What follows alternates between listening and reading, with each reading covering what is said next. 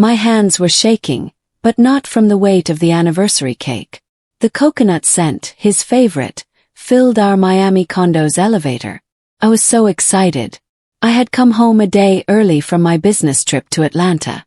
I wanted to surprise him. I smiled, picturing his face. I put my key in the lock and turned it slowly, wanting to be quiet. The condo was silent. I frowned. He should be home from the clinic by now.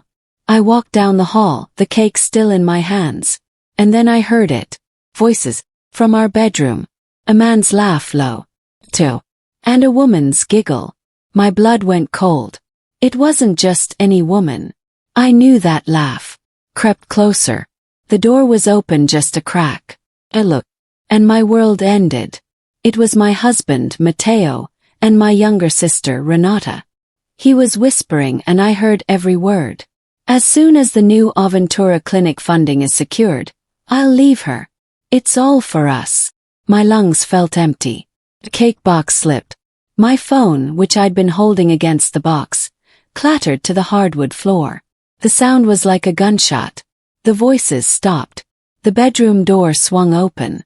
Matteo stood there, his eyes wide. My gaze went from his guilty face, to my sister in my bed, and then to the floor. The surprise was all mine. Have you ever felt a betrayal so deep it changed you in a second? Let me know in the comments, and don't forget to subscribe if you want to see how I handled it. Matteo's face went from shock to pale. Renata, my little sister, scrambled for the bedsheets, her eyes wide with terror. Valentina, you're home early, Matteo stammered. He actually said it. Like I was the one who was wrong. My shock, that cold, empty feeling, suddenly turned into a bright, hard rage. It was so clear. I didn't scream. I didn't cry. I whispered, and the word cut through the room. Get out. Matteo blinked. What? Get out. I said it louder this time. The command was absolute. I wasn't his wife anymore. I was a stranger. Both of you. Out of my house. Now. Renata, finally crying, grabbed her clothes from the floor. Matteo took a step toward me, his hand out. Carino, let me explain. It's not what it looks like. The word Carino made me feel sick. I flinched back as if he had tried to burn me. Don't you ever call me that again. Pointed to the door. You have 5 minutes to take what you need. Then I am calling the police. He stared at me, seeing the woman I had become in the last 30 seconds. He turned and started grabbing his things. I just stood there, my heart a cold, heavy stone in my chest. I watched them scramble out the door. Renata wouldn't even look at me. Matteo tried one last time. Valentina, please. I just stared at him until he turned and walked away. Closed the door. The sound of the deadbolt locking echoed in the empty condo. The silence was awful. The coconut cake was still on the floor, its sweet smell making me want to vomit. I walked right past our bedroom. I couldn't look at it. That room was a crime scene now. I went straight to my home office. My space. I didn't cry. I didn't break things. I sat down in my chair and turned on my laptop. The cold blue light lit up my face. I pulled up the business plan for the new Aventura dermatology clinic. The one I had poured my life savings into as the main investor. I opened the budget file. And there it was.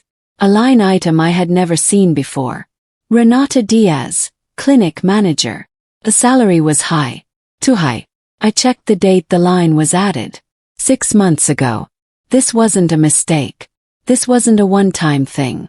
This was a plan. Conspiracy. They weren't just betraying me. They were stealing from me. That's when the tears finally came. But they weren't tears of sadness. They were tears of pure, cold rage. The sun came up. I hadn't slept. I was on the phone with my bank. Yes, I understand the fee. I want a cash advance on the joint credit card. $5,000. As soon as the transaction was done, I did it again. And again. I drained every penny from every joint account we had. I knew our prenup. I knew what was mine, what was his, and what was ours. By 8 a.m., ours was gone, safe in my private account. My phone started ringing. I let it go to voicemail. He called again and again. Finally, I answered. His voice was high and scared. Valentina, what are you doing? My card was declined. The accounts are empty. Are you insane? I leaned back in my chair. For the first time, I felt a small, dark spark of pleasure. I'm not insane, Matteo. I'm just protecting my investment. What are you talking about? He yelled. I'm talking about our prenup. Read it. And Matteo, that money I took, I'm using it to hire a private investigator. I'm buying all his time. I want photos, bank records, and hotel receipts for the last 6 months. I let that sink in. This is lesson 1, Matteo. You are no longer hidden. Hung up the phone. I knew from my new investigator that they were staying at a cheap motel in Fort Lauderdale. They were trapped. They had no money. I sent a simple text to my parents and to his parents, Javier and Sofia. Emergency family meeting. My condo. 7 p.m. It's about the clinic. They had to come. They were all investors in the clinic too. They arrived at my Coral Gables home, their faces full of worry. I made them coffee. I was calm. Matteo and Renata arrived last. They looked terrible. Their clothes were wrinkled and their eyes were red. They knew they were walking into a trap, but they had no choice. We all sat in the living room. Thank you for coming, I started, my voice smooth. I wanted to discuss the future of the Aventura clinic. Matteo relaxed just a little bit. That was his mistake. Passed out the folders. You can skip to page 3, I said. You'll see the wire transfers. I watched their faces. My father's eyes narrowed. Matteo's mother, Sofia, looked confused. Valentina, what is this? She asked. That, I said, looking right at Matteo. Is Matteo stealing funds from our business account to support his mistress? My sister. The room exploded. Javier stood up, his face purple. Matteo, is this true? Matteo just stared at the floor. Matteo, now hated by both families, was desperate. He had to get back into the clinic. He had to save his career. The next morning, he drove to the Aventura clinic, probably expecting to hide in his office. He found the locks changed. A large white notice was taped to the glass door. This property is under new management. My name was at the bottom. I had spent all night with my lawyer.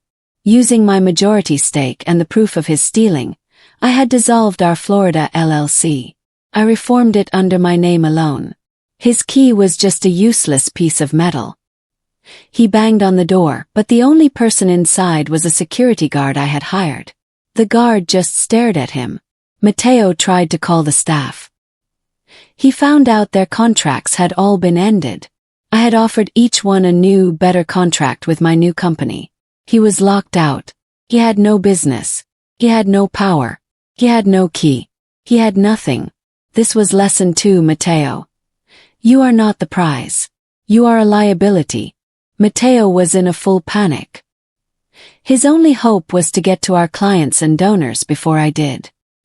He especially needed the big donors from Palm Beach, the ones who trusted him. He spent all day calling and emailing. But he was too late.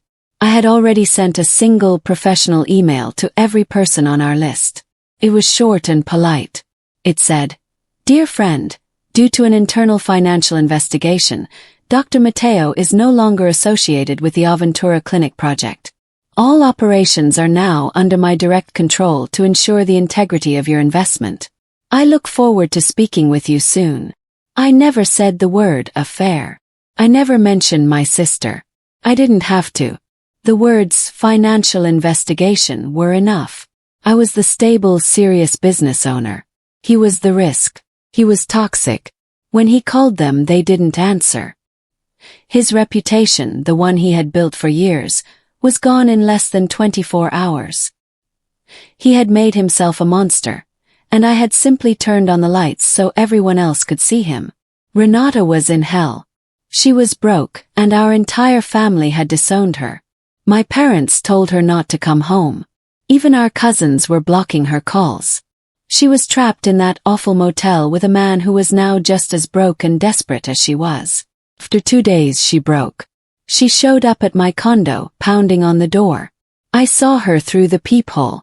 She was crying, her face blotchy. I opened the door, a chain lock still on. "What do you want, Renata?" She fell to her knees. "He manipulated me, Valentina. Please. He told me you were cold. He said your marriage was over. He promised me everything." I just looked at her. "He was right about one thing," I said, my voice flat. "The marriage is over. What do you want?" She looked up, her eyes full of a new, ugly hope. She knew she had to give me something. "He has another laptop," she whispered. "A burner laptop. He keeps it hidden in his car. It's where he keeps his real finances. The ones he was hiding from you." I stared at her. My own sister, ready to sell him out to save herself. He nodded. "Tell me where." I sent my private investigator to the Fort Lauderdale motel. Renata met him in the parking lot. While Matteo was inside taking a shower, she unlocked his car. The PI had the burner laptop in 10 minutes. It was on my desk an hour later. My lawyer had a tech expert waiting. It took him less than an hour to crack the password. It was Renata 1. I almost laughed. It wasn't just a second set of books. It was so much worse. The twist made my stomach clench. Matteo wasn't just stealing from me. He had a whole plan. He was going to use my money to launch the clinic, then fake an unprofitable first year. He planned to show me fake numbers, tell me we were failing, and offer to buy me out for pennies on the dollar. Then, he would relaunch the clinic with Renata, using the real client list and all the money he had been hiding. He was going to take everything. My business, my money, and my husband. All at once. I saved a copy of everything. The next morning, I dressed in my best suit. I felt like a general going to war. I had scheduled an emergency meeting with the bank that held our business loan. I sat down in the conference room with the bank manager. He looked at me with pity. "Mrs. Diaz, I heard about the restructuring. Is everything all right?" "No," I said calmly. "It's not." I opened my laptop and placed the burner laptop next to it. "I am here to show you what my partner, Dr. Matteo, has been planning." For 20 minutes, I laid out the entire fraud. The fake books, the hidden accounts, the plan to trick me and the bank. The bank manager's face went from pity to cold, hard anger. He was not being cheated. The bank was being cheated. He picked up his phone. He called his legal team. Then he told me, "We are calling his loan. Effective immediately." Matteo now had to repay the entire $500,000 loan. Right now. Smiled. Lesson 2 was complete. Matteo was ruined. The bank was seizing every asset he had, which was almost nothing. He called me, and this time he wasn't just yelling. He was screaming. He was sobbing. "You've destroyed me. You've taken everything. I have nothing. I'm ruined." I listened to him for a long moment. The man I had loved was gone. This was just a noisy, pathetic stranger. "You're wrong, Matteo," I said, my voice very quiet. "You still have one thing left. You still have your medical license." He stopped crying. He didn't understand. "What?" "You still have your license to practice medicine," I repeated. "For now." Hung up the phone. I looked at the anonymous package on my desk. It was addressed to the Florida State Medical Board. Inside it was a brand new flash drive. It contained every file from the burner laptop, every fake invoice, every hidden account, every detail of his plan to commit fraud. I walked to the post office and dropped it in the mail. This was lesson 3, Matteo. Your actions have consequences. I didn't include a return address. But I did include a short, typed note. It said, "To whom it may concern, I am a concerned patient. I have reason to believe that Dr. Matteo Diaz is a danger to his partners and the public. He is committing financial fraud. Please find the evidence enclosed." I knew the medical board was slow, but I also knew they did not take fraud lightly. A doctor's whole career is built on trust. Matteo had proven he couldn't be trusted with money, with a business, or with his wife. Took 3 weeks. Matteo was probably starting to think he was safe. He was probably trying to find a new job, a new lawyer. Then the certified letter arrived at his motel. I knew because my PI was still watching him. He told me Matteo sat in the parking lot for an hour, just staring at the letter in his hands. He finally opened it. It was the official notice. His medical license was suspended, pending a full investigation by the board. The suspension was a death sentence for his career. He couldn't practice medicine. He couldn't write prescriptions. He couldn't even get a job as a consultant. No hospital would touch him. He was a man with a medical degree who couldn't even work as a nurse. He was completely, totally powerless. He had built his entire identity on being Dr. Diaz. It was how he impressed people. It was how he got power. Now he was just Matteo, a broke, unemployed man living in a cheap motel. The investigation would be long. The board would call me as a witness. They would see the bank's lawsuit. They would see the evidence from the laptop. He would never practice medicine in Florida again. He had flown too close to the sun, and I had taken his wings. He had forgotten that I was the one who paid for them in the first place. He had nothing left to offer anyone. The consequences didn't just stop at Matteo. They had an echo. Renata was also named in the clinic's financial files. She was the clinic manager who was receiving the stolen money. The board sent her a letter too. Her nursing license was now under review for her part in the plan. She was just as toxic as he was. She had tied her fate to a sinking ship, and now she was drowning too. She had no money. Our family had completely shut her out. She had no career. And she was stuck with Matteo, the man who had caused all of it. I imagined them in that small, damp motel room. 2 rats trapped in a cage of their own making. They had thought they were building a new life. But all they had done was destroy the 2 lives they already had. The worst part for them was that it was all their own fault. I had just held up a mirror. Matteo's court-appointed lawyer finally called him. My PI told me the lawyer was in the motel room for only 10 minutes. He must have laid it out very clearly. The evidence is overwhelming, I imagined the lawyer saying. The bank is suing you for fraud. The medical board is going to strip your license. Your former business partners, your own family, are all witnesses against you. You have one option, and one option only. Matteo, who was probably shaking, would have asked what it was.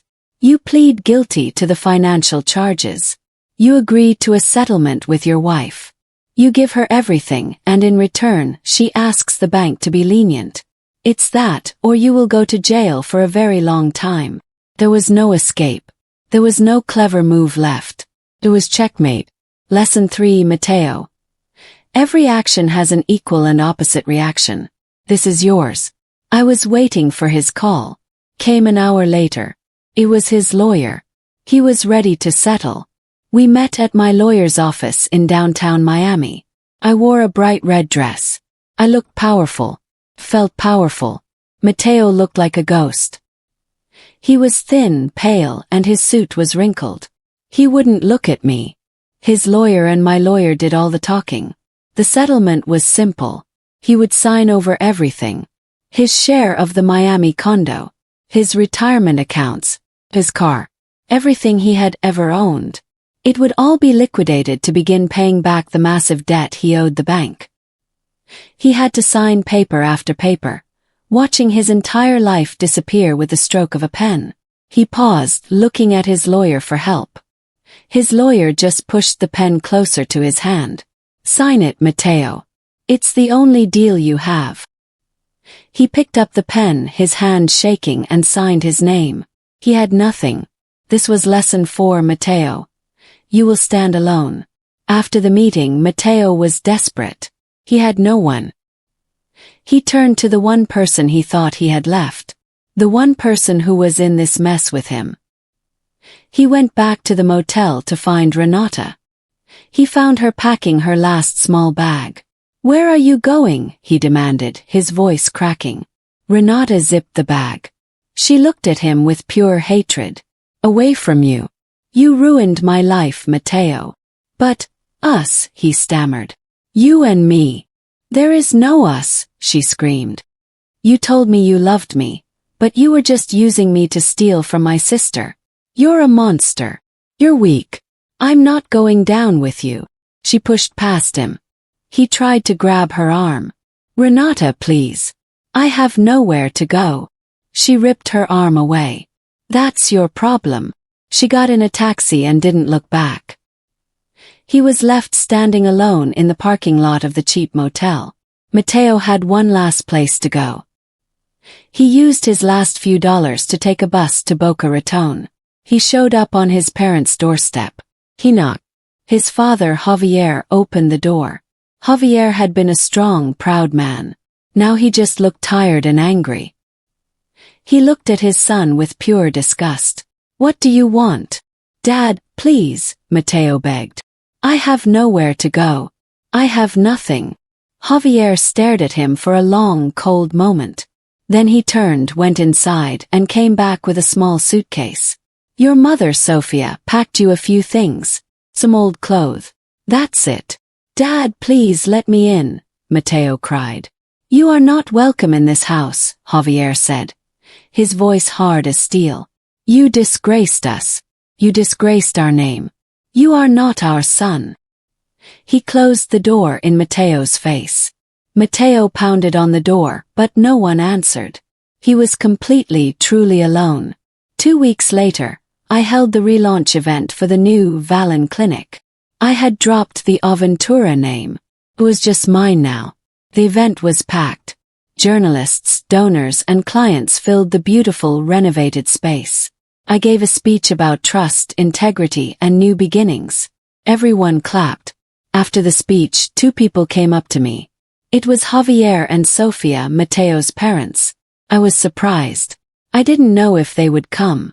Sofia's eyes were full of tears. She grabbed my hands. Valentina, we are so proud of you. What you've done. Turning this disaster into something so wonderful. You are so strong. Javier nodded, his face serious. You were always the strong one, Valentina. We want you to know you will always be our daughter. No matter what. They had chosen me. They had chosen honor over blood. This was a new alliance. An alliance I had earned by being honest. Matteo had lost everyone because he was a liar. Matteo was at rock bottom. He had no money, no home, no career, and no family. My PI gave me one last report. Matteo was living in a homeless shelter in downtown Miami. He was trying to get a job in construction, but he was too weak. He was just a body taking up space. He saw a news clipping of my successful launch. He saw the picture of me smiling, surrounded by people. Surrounded by his parents. That picture must have been the final blow. I had taken everything from him, but I had done it without breaking a single law. I had simply used his own evil plan against him. He had burned every bridge to keep himself warm. Now he had nothing left to burn. Lesson 4, Matteo. You burned every bridge. Now you have to swim. Closed the file. I told my PI his job was done. I didn't need to watch Matteo anymore. He was gone. 1 year later, I stood on the balcony of my new office. But it wasn't in Miami. It was in Toronto, Canada. The Valen Clinic was a huge success. So successful I had expanded internationally. The cold, crisp Canadian air felt clean. I was being interviewed by a major business journal. You've built an empire in just over a year, Valentina, the reporter said. What was your secret? I smiled, looking out at the city. It was simple, I said. I finally realized that I was the only person I ever needed to rely on. Once I trusted myself, everything else was easy. This was lesson 5, Matteo. I was never the one who needed you. You were the one who needed me. I had not heard his name in months.